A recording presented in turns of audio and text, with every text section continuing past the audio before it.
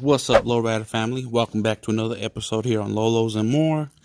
And now today, um, instead of showing you more work on my frame, what I'm gonna do real quick so I can pump out a video, because the way I feel, I don't know, how would I say it? I think I don't want to lose you guys' interest in the channel. I want to keep doing what I'm doing. Sometimes it's hard for me to record what I'm doing. But today, I'm gonna show you how to make a 3-tray battery rack. I mean, 3 battery tray, not a whole rack. But for those, because it's very common, people like to use three batteries in the tray on each corner, each side of the trunk. So, what you don't want to do is something like this, where you think you got all the angles right, and then there's a big ass gap. You don't want to do that. This happened to me, believe it or not. So I decided, well, since I have the raw measurements, maybe I can just cut it out into one single piece. So that's what I did here. This right here is one single piece. See how it was turned right there? And then to meet both joints, there's a this is the only place right here that has a gap. Underneath the battery, there's just that where I tack welded it. So I'm building this, the trays for my homeboy, and that's in my club, Mike. I don't like that because I don't like to use rusty material. The only reason why I would use rusty material if I knew I was just going to clean it up, like that bridge that I'm installing on my lowrider. But that's easy. That's easy to clean up. Angle iron is not that easy to clean up. So luckily I have some spare angle iron here that's just up for grabs at work. So I'm gonna show you how I did that one tray. Okay, so what you want to do is grab any size angle iron, which is either 1.5 or 2-inch angle by 3/16 or 1/4 inch thick material. So you want to use one of those two. Anything thicker, then you're trying to go for the sky. But anyways, so your overall length of your angle is going to be 67.25 inch long exactly. So here I have my 67.25 mark. I'm gonna go ahead and cut this, and I already went ahead and got my angle started. Started. I didn't finish it, but after you cut it at 67.25, now you have to mark the places where you need to cut out a 90-degree angle. So this is what we're gonna do. I don't know whichever end you want to start on, but whichever end you start on, you want to start on either a 13-inch long piece before you have to make your mark for the 90-degree angle. So on this one, on mine right here, it's 20 inches and 5/8, 20 and 5/8 inch to the point of the angle right there. So that's 20 and 5/8 of an inch. And then from that same mark, you want to go 13 inch. So I have my mark right there, 13 inch. So I got my 13-inch piece in there. And then I'm going to go ahead from this mark, measure out another 20 and 5/8 right here. Got my mark. And then lastly, we got the last 13-inch piece here, which you see, I see it. I have my angle already. So there we go. So those are the sections where you got to make your marks. So now what you'll want to do is grab a piece that you can trust that has a 90-degree angle. Kind of hard to do it with one hand, but what you want to do is put your Sharpie on your dot first, where you made your mark. Put your Sharpie on the mark. Butt this up real close to the Sharpie to where it touches the Sharpie and it's leveled, and it's level with the piece, the angle, and then make your marks. That way you make a perfect 90-degree angle all along. So I'm gonna go ahead, finish my angles. I'm gonna cut out my angles. You can use a grinder, or you can use a little quarter band, whatever you have available. Luckily I'm at work, so I don't have to get any of my tools out. But I'm gonna go ahead, cut out my pieces, and we'll be right back for the easy part. Okay, so I went ahead, did all the cuts like I said I was, and now it's time to bend. As you can see, I already started bending it. All you need is your foot on the ground, and just simply start bending it into place. Kind of hard to do it with one hand and record at the same time, but it'll bend real easy.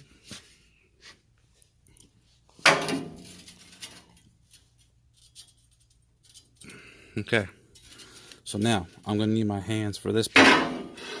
So I'm gonna go ahead, just put a tack on. I'm gonna put 2 tacks on this corner and 1 tack on each, and then and that's pretty much it. So let me go ahead, do that real quick. I'll be right back. All right, I got the other tray made up.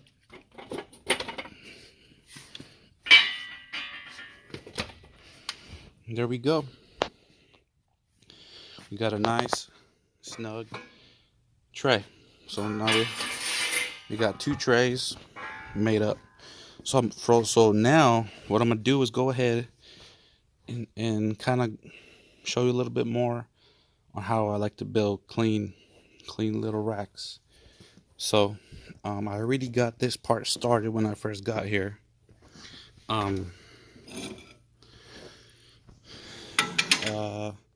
So I like to use, let's see, I think this is 1 inch. No, this is 3/4 inch tubing. It's 3/4 inch tubing, and then I have couplings welded on the inside. Now the couplings, I have to round them out a little bit, and then what I'll use to help keep them straight. But I mean, just so they don't get pushed in when I weld or whatever, I'll put these scrap bolts in them, because I'm using those stainless steel bolts on my Homeboy's rack. So these are just scrap bolts. Weld them all the way. I still need to just take the wire wheel to the welds, and that's it. Weld it all the way around. So now what I'm gonna go ahead and also do is make the hold downs. These are the hold down mounts, I guess you can say. And then I'm gonna make my hold downs out of this rectangle tubing, and then I'm gonna go ahead and cap off the sides as well. So yeah, I'm gonna go ahead and do that real quick. And wait, I didn't even tell you what I was gonna do. But okay, I'm gonna go ahead, weld up the bottoms on the trays first, and then the next thing would be is for me to grab the correct measurement for this. So to do it the easy way is, here, I'll show you. So you know not to make the hold down mount too long or too short. What I like to do is put the piece of metal that you're gonna cut, or that you're gonna use as your hold down, and then measure it up that way. This way, you know exactly how much to cut off. It is better if you put this on top of a table so you can overhang this on the edge so you would know exactly where to cut it off. Okay, so that way you won't mess up. It happened to me a couple times. It's easier to put this on the table, just put it up to it and get your measurement and cut it. That's what I like to do. A lot of people like to throw out measurements. Sometimes they work, sometimes they don't. Sometimes you mess up. So that's why I do it this way. It's just easier for me, you know. But I'll be giving you guys measurements. So I gave you measurements for the trays. So I'm gonna go ahead and do this one real quick because I don't have measurements for these. I just do it the same way I've been doing it. So, but I'm gonna be saving myself time because I'm writing everything as I'm going because I'm tired of taking forever building stuff. So remember, guys, I build my stuff in the garage just like you guys, but luckily right now my work is letting me do this in here. I mean, I know not everybody has a 220, 240 welder and plasma cutter, but you can still do it with a grinder, and that's the way I started.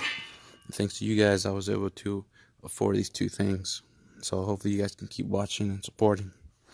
So let me cut these to length and be right back. Alright, so I went ahead, welded the posts to the trays.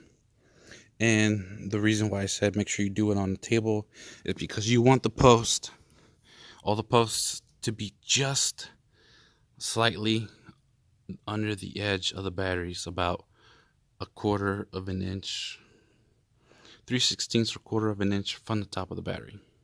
See how it's not flush? You don't want these to be completely flush with the batteries. Trust me, because you want those bolts. You want those bolts to hold down the hold down. So that's what you want. That's why you want to do it on a table, not just on the floor. Okay. And these tubes, the tubes, I cut them at exactly 6 5/8 long. So those are perfect size tubes. Okay. So I'm gonna go ahead now to make the measurements and cut out the hold down. So I'll give you the measurements for that as soon as I cut these.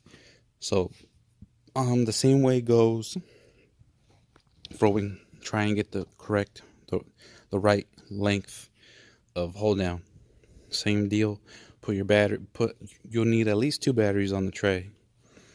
You know, if you're making a three battery tray, put 2 batteries at least, one on each end, and put your piece of metal. What you want to do is you want to come out at least an inch out, half an inch to an inch out past the posts. So that's what you want to do. All right, just rule of thumb. So that's what you want to do. Just come out and half an inch to an inch out, depending on how far you want to come out. You know, if you're using those really big bolts, really big ones, then yeah, come out about an inch. You know, so what I'm gonna do with this hold down, so I think I'm gonna cut out a round edge. I think maybe, or it might just be flat. I haven't decided yet, but it's all from Homeboy. So I'm gonna go ahead, put the other battery on there, get the right length, and then I'll let you guys know what I get with what I'm building. All right. So I'll see you here in a few seconds. All right. So I went ahead, finished them off. All I gotta do is put a little bit of spray paint on them until they get welded into place into the trunk of the cutlass of my club member. So my hold downs are 23 3/4 inch long. So that's how long I made them, and then I went ahead, capped them off, grinded it somewhat smooth. Like in the last part that I just said about me welding up the posts, what you could do is make your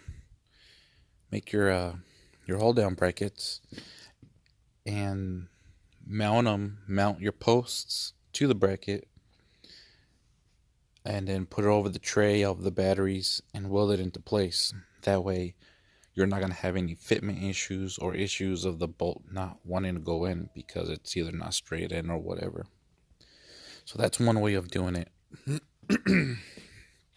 So, and remember how I said about the opened up corners? One corner. Well, this one would be tucked in the corner of the trunk, and the other corner would be away where it's not visible. The bottom of the tray is completely welded, so there's no weld on top. So yeah, so all you see when you open up the trunk is nothing but nice, clean, curved corners. I like it. I wish I did on mine, but oh well. It is what it is now. But yeah, I think that pretty much completes the battery tray video. That's all I wanted to show you guys today. For now, really. But another note, because I use square tubing, the holes on the underside are 2 sizes bigger than what it is.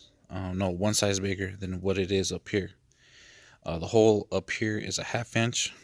The bolt fits through it perfectly, and underneath is 9/16 hole. And it's the same thing for all of them. That way there's no issues of the screw of the bolt not going in perfectly or anything like that. So it's just in case. So, but if you use flat metal, then you don't have to worry about this. So it's pretty easy. Just using flat metal if you wanted to. But that completes today's video. You guys will see more of my frame here coming soon. More of my axle over there that I'm working on. You'll probably see this in a few weeks. So yeah, it's a big project for me. So that's it, everybody. I'll catch you guys next time. Don't forget to like, comment, and subscribe. Peace.